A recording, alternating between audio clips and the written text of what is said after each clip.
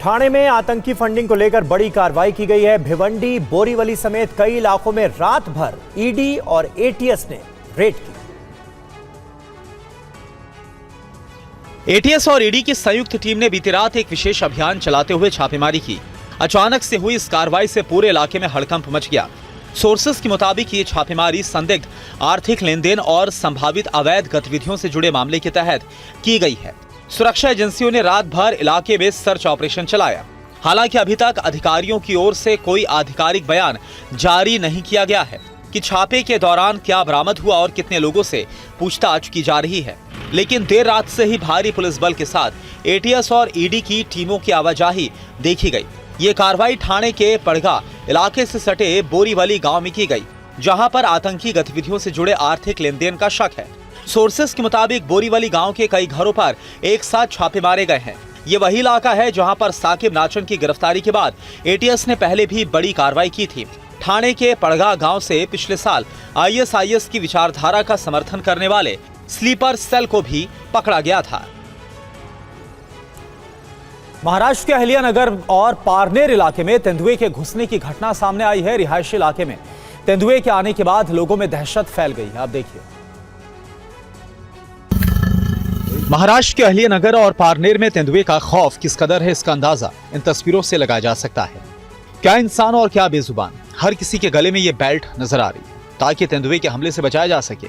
लोगों ने गले में कील नुमा बेल्ट को पहन रखा है ताकि अगर उन पर तेंदुआ हमला करे तो उसे नाकाम कर दिया जाए। आलम तो यह है कि वन विभाग के अधिकारी भी इस बेल्ट के साथ नजर आ रहे हैं। वहीं डर के बीच कुछ तेंदुओं को वन विभाग की टीम ने पकड़ रखा है। रिहायशी इलाकों में तेंदुए के आने की कई तस्वीरें सामने आई और इसमें यह देखा जा सकता है कि कैसे कई तेंदुए रिहायशी इलाके में चहलकदमी कर रहे हैं।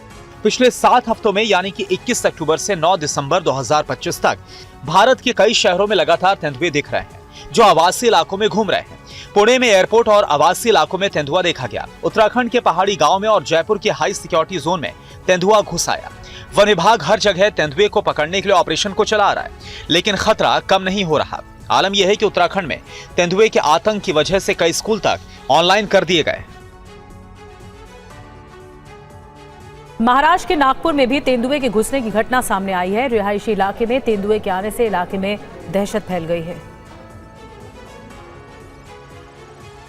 महाराष्ट्र के नागपुर में विधानमंडल सत्र के बीच पहाड़ी इलाके में तेंदुआ के घुसने की घटना सामने आई है। तेंदुए के रहायशी इलाके में आने के बाद इलाके में दहशत फैल गई।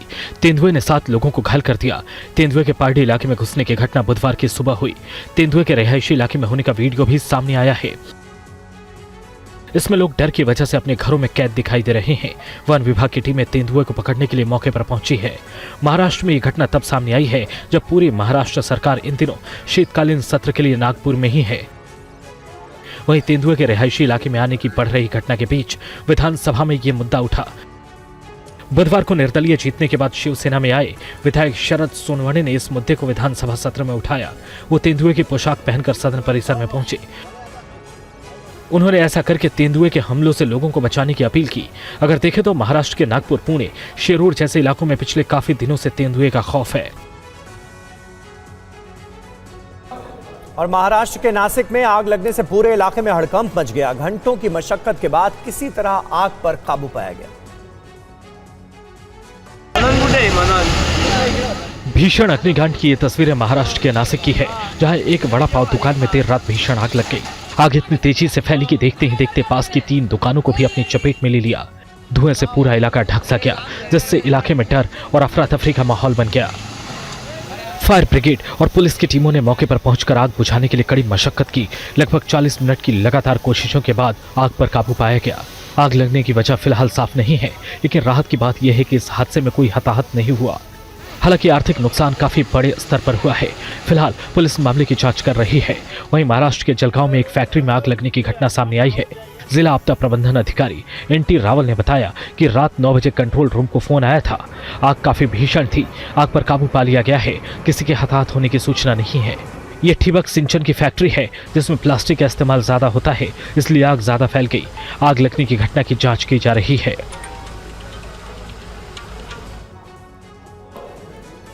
मध्य प्रदेश से खबर है। मध्य प्रदेश के रतलाम में कबाड़ के गोदाम में आग लग गई और आग इतनी ज्यादा भीषण थी कि पूरे इलाके में इसके बाद अफरा तफरी मच गई। आप देखिए। भीषण आग की ये तस्वीरें मध्य प्रदेश के रतलाम की है, जहां वेद व्यास कॉलोनी के एक कबाड़ गोदाम में लगी आग ने कोहराम मचा दिया। तस्वीरों में देख सकते हैं कि आग कितनी विकराल है। चारों तरफ आग ही आग दिख रही है और आसमान में आग के शोले नजर आ रहे हैं। इस आग से पूरे इलाके में अफरा तफरी मच गई। धुएं का गुबार उठता दिख रहा है। आग की लपटों से पूरे इलाके में हाहाकार मचा हुआ है। आग इतनी भयानक थी कि इसे बुझाने के लिए करीब 20 फायर ब्रिगेड की गाड़ियां लगाई गई, फिर भी आग पर काबू पाने में कई घंटे लग गए। अभी लगभग 2 दर्जन से ज़्यादा दमकल की गाड़ियां इसमें यूज़ हो चुकी है और हम कोऑर्डिनेट कर रहे हैं अलग अलग नगर परिषद नगर पालिकाओं से, नगर निगम रतलाम से, ताकि आग को जल्दी काबू पा लिया जाए। लोगों का कहना है कि पहले भी इस गोदाम में आग लग चुकी है। जिला प्रशासन ने पहले भी गोदाम को हटाने के निर्देश दिए थे, मगर रसूखदारों की वजह से ये गोदाम नहीं हट पाया था।